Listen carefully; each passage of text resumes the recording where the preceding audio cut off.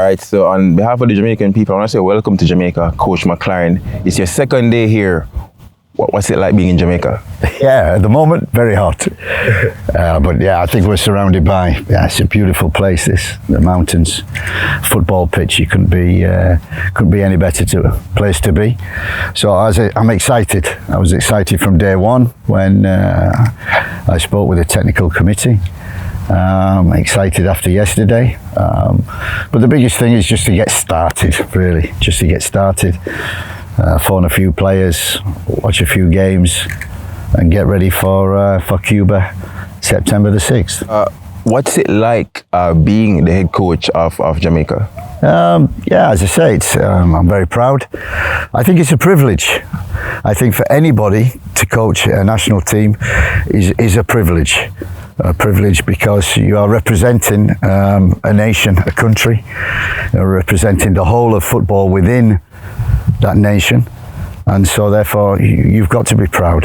It's a huge responsibility, but one I'm really looking forward to. When this opportunity came to you, presented itself at your doorsteps, at the front of your desk, how did you feel about it? As I said yesterday in the press conference, I feel as if I know Jamaica very well in two respects. One, because working with FIFA 3 years ago on the ecosystem analysis of all the countries in the world, seeing how they develop their young players, both boys and girls, to the senior national team. It gave me a great insight into what football in Jamaica is all about. How little Johnny and little Jenny at 5 years old, how they develop through the schools, through the youth teams, into the senior national teams, into big competitions. And so it gave me a great insight.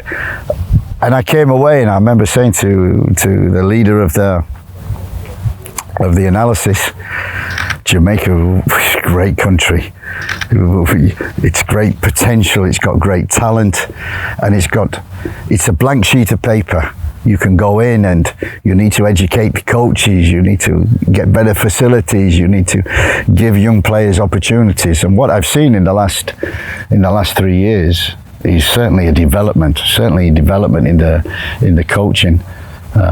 Coaches now having B license, I think, 14, 27, I don't know the number, but a lot of B license coaches, because the talent is here.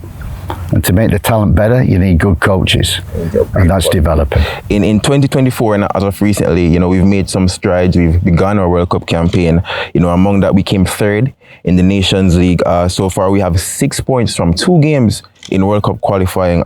Your thoughts and observations about, the progress and how you can influence and impact that progress?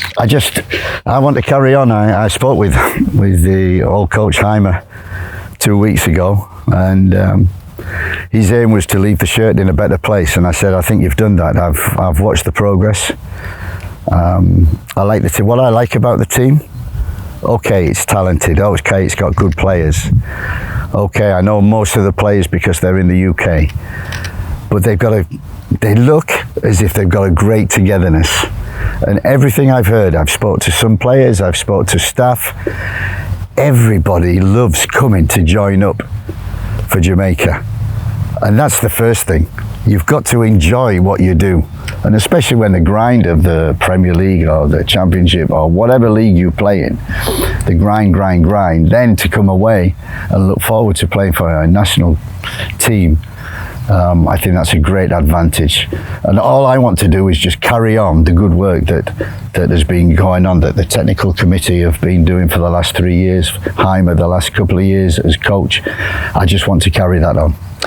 So you've been on the island for 2 days, you'd have gotten a tour of the facilities, met some of the staff members. What are your thoughts on the people within the Jamaican footballing fraternity? That's the most important thing. I talked a lot about that yesterday. Okay, money, resources, facilities, you don't have to have the best. What you have to have the best people and good people. And from taking off in London to the people on the plane,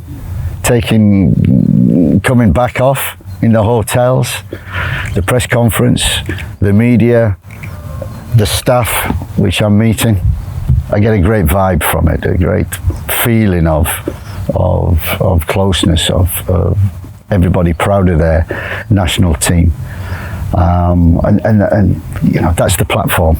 That's the platform, and we need to build. And what Jaime has built, we need to carry on. And there's still a long way to go. There's still a lot to do.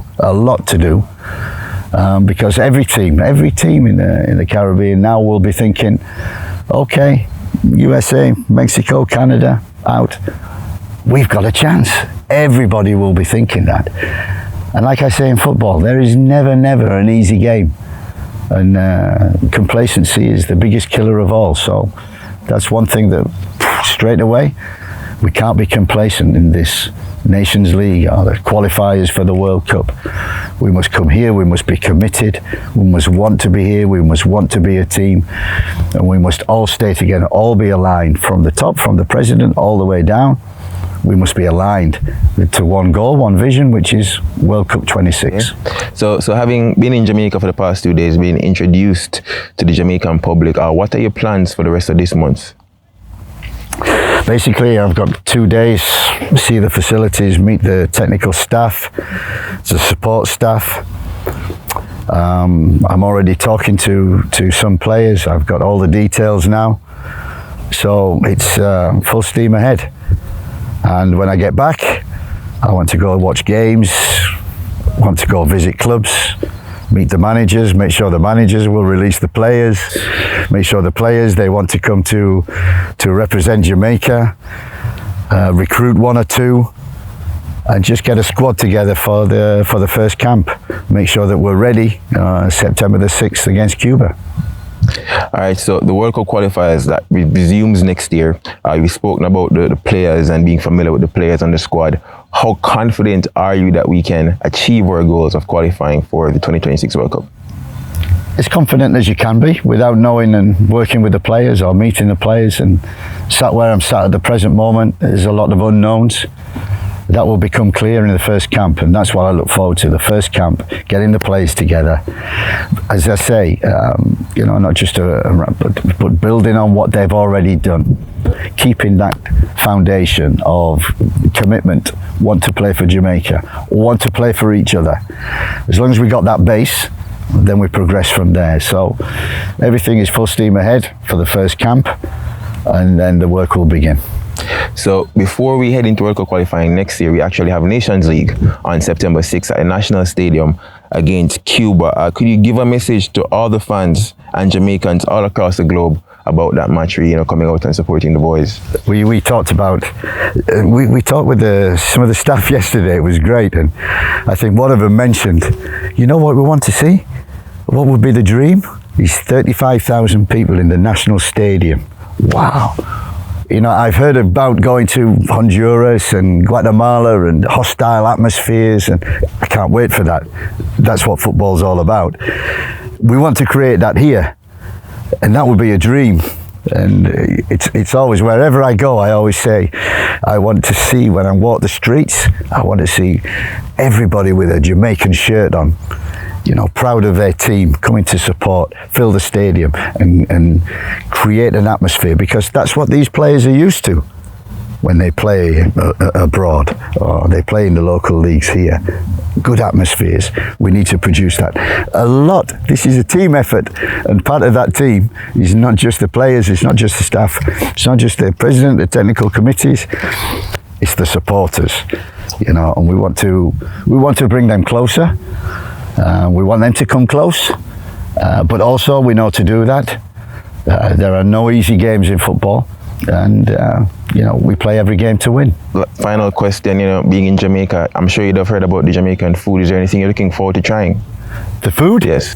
Yeah, I had jerk chicken, and yeah, I had it, and yeah, my mouth's still feeling the effect of it. Oh, you had some jerk chicken? I did.